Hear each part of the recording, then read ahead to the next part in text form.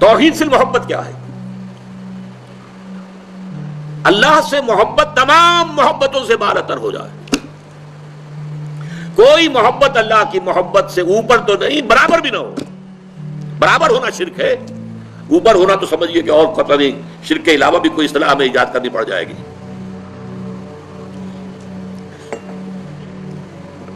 سورہ بقرہ میں فرمایا وَمِنَ النَّاسِ مَن يَتَّخِذُ مِن دُونِ اللَّهِ أَندَادًا يُحِبُّونَهُم كَحُبِّ اللَّهِ وَالَّذِينَ آمَنُوا أَشَدُّ حُبًّا لِلَّهِ. لوگوں میں سے کچھ ایسے بھی ہیں جو اللہ کے سوا کچھ ہستیوں کو محبوب بنا لیتے ہیں، اللہ کا مد مقابل بنا کر ان سے وہ محبت کرنے لگتے ہیں جو اللہ سے کرنی چاہیے تھی. وَالَّذِينَ آمَنُوا أَشَدُّ حُبًّا لِلَّهِ، اور جو واقعتاً اہل ایمان ہیں وہ شدید ترین محبت کرتے ہیں اللہ کے ساتھ. تو قرآن یہ نہیں کہتا کہ آپ والدین سے محبت نہ کریں، کرو، لیکن والدین کی محبت اللہ کی محبت کے برابر نہ ہو جائے، اس سے بڑھ نہ جائے. اولاد سے محبت کرو، اولاد کی محبت اللہ کی محبت سے بڑھ نہ جائے. دیکھیے یہ محبتوں کا امتحان ابراہیم سے اللہ نے کیسے کیسے لیا تھا. وَإِذِ ابْتَلَىٰ إِبْرَاهِيمَ رَبُّهُ بِكَلِمَاتٍ فَأَتَمَّهُنَّ قَالَ إِنِّي جَاعِلُكَ لِلنَّاسِ إِمَامًا. کیسے کیسے امتحانوں میں سے پاس ہونے کے بعد پھر وہ مرحلہ آیا کہ اللہ نے فرمایا ابراہیم میں تمہیں تمام نوع انسانی کا امام بناتا ہوں. والدین کو چھوڑا اللہ کے لیے، دربار چھوڑا اللہ کے لیے. بادشاہ کے دربار میں آنکھوں میں آنکھیں ڈال کر مناظرہ کیا کہ نہیں کیا؟ بادشاہ جو ہے وہ مرعوب نہیں کر سکا. فَبُہِتَ الَّذِي كَفَرَ، بلکہ جو مناظرہ ہوا ہے تو بادشاہ جو تھا نمرود وہ مبہوت ہو کر رہ گیا. اپنی جان کو اللہ سے، اللہ کی محبت سے زیادہ نہیں سمجھا. آگ میں کود گئے کہ نہیں؟ بے خطر کود پڑا آتش نمرود میں عشق. عقل ہے محو تماشائے لب بام ابھی. پھر اپنے ملک کی محبت پر اللہ کی محبت کو ترجیح دی، ملک چھوڑ دیا، ہجرت کی. آخری امتحان جو لیا ہے، آخری امتحان جس سے کڑا امتحان ہو نہیں سکتا. 100 برس کی عمر میں وہ 13 برس کا بیٹا جو دعائیں مانگ مانگ کر اللہ سے لیا تھا، اکلوتا بیٹا، حکم آیا ذبح کر دو. یہ ہے سب سے بڑا امتحان. 100 برس کا بوڑھا انسان اور بڑی دعائیں مانگ مانگ کر بیٹا لیا. 87 برس کی عمر میں حضرت اسماعیل کی ولادت ہوئی ہے. اب 13 برس کے ہو گئے ہیں. فلما بلغ معه السعي، جب بھاگ دوڑ کے قابل ہو گئے. 13 برس کا جوان بچہ جو ہے باپ کا دست و بازو بن جاتا ہے، بھاگ دوڑ. اس لیے آتا ہے نا کہ ابراہیم اور اسماعیل دونوں تھے جو بیت اللہ کی تعمیر کر رہے تھے. وَإِذْ يَرْفَعُ إِبْرَاهِيمُ الْقَوَاعِدَ مِنَ الْبَيْتِ وَإِسْمَاعِيلُ، اس اسماعیل کے بارے میں انی ارا فی المنام انی اصبحک فانظر ماذا تری. اے میرے بچے میں دیکھ رہا ہوں خواب میں، بار بار یہ خواب آ رہا ہے کہ میں تمہیں ذبح کر رہا ہوں. اور اس کے لیے چھری پھیر دی. یہ تو اللہ تعالیٰ نے جو ہے قد صدقت الرؤیا انا کذالک نجزی المحسنین، اللہ تعالیٰ نے کہا بس بس امتحان ہمیں لینا تھا، وہ امتحان پورا ہو گیا.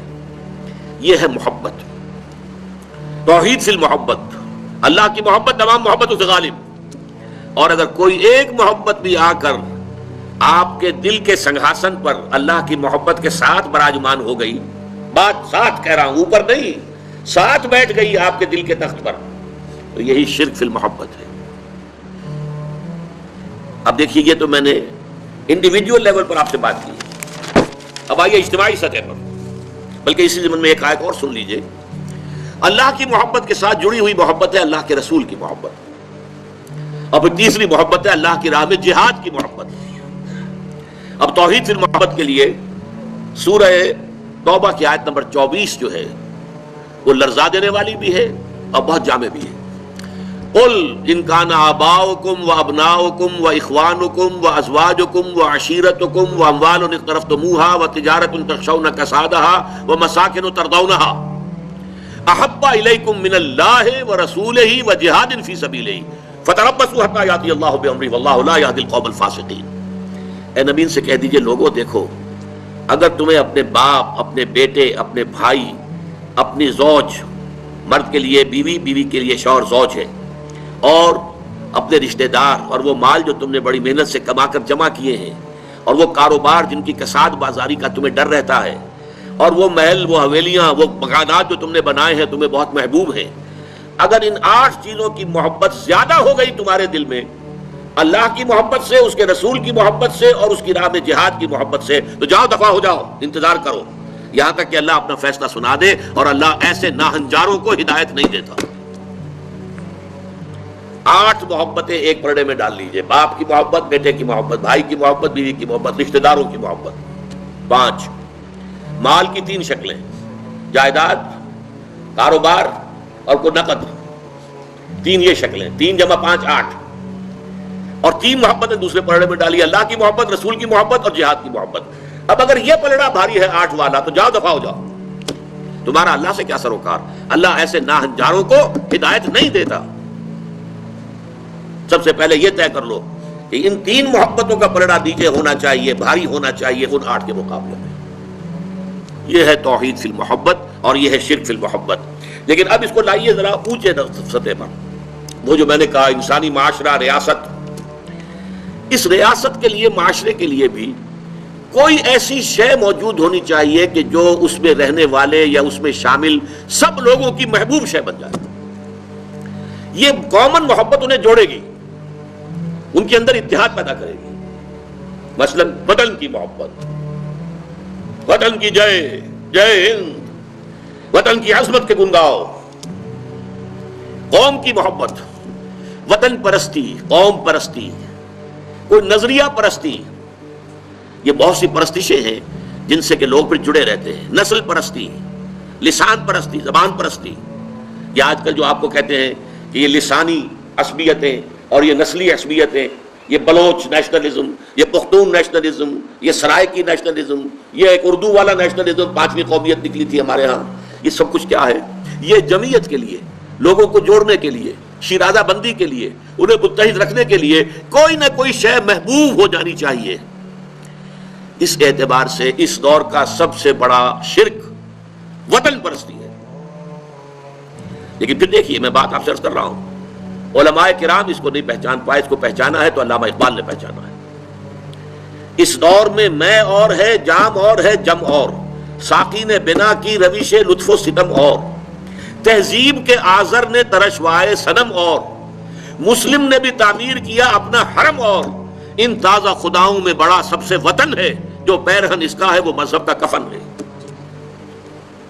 نظارہ دیرینہ زمانے کو دکھا دے، اے مصطفی خاک میں اس بت کو ملا دے. یہ وطن پرستی شرک، اس دور کا سب سے بڑا شرک. نیشنلزم جو ہے وہ لوگوں کو جمع کرنے والی شے ہے.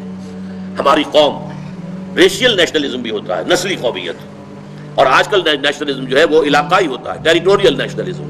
ایک ملک میں رہنے والے جو ہے اس کو سب ایک قوم ہے اور اپنے ملک سے محبت سب سے اوپر کر دے. یہ ہے در حقیقت علامہ اقبال نے جس کو کہا کہ وطن ایک تو ہے وطن سے محبت ہونا، وہ ٹھیک ہے، حب الوطن من الایمان حدیث ہے. گفتار نبوت میں وطن اور ہی کچھ ہے، اور گفتار سیاست میں وطن اور ہی کچھ ہے. وطن جب آتا ہے ایک پولیٹیکل کانسیپٹ کی حیثیت سے تو معبود بنتا ہے. اس معبود کی ایک نماز ہے. آپ کھڑے ہو جاتے ہیں، ترانہ پڑھا جا رہا ہے اور آپ کھڑے ہیں جھکے ہوئے، سر جھکا کر کھڑے ہیں. یہ قنوت جو ہے یہ کس کے لیے ہو رہا ہے؟ وطن کے دیوتا کے لیے ہو رہا ہے.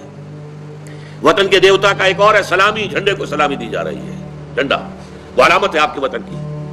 آپ کے علم میں ہوگا، میں اس ترانے کے پڑھے جانے کے وقت کھڑا نہیں ہوتا، اور اس سے بڑی کنٹروورسیز بھی ہوئی ہیں، مجھے بڑی تلخ باتیں بھی سننی پڑی ہیں. لیکن میں یہ سمجھتا ہوں کہ در حقیقت یہ وطن کی نماز ہے، وطن کی حمد ہو رہی ہے، وطن کے اور ترانے گائے جا رہے ہیں.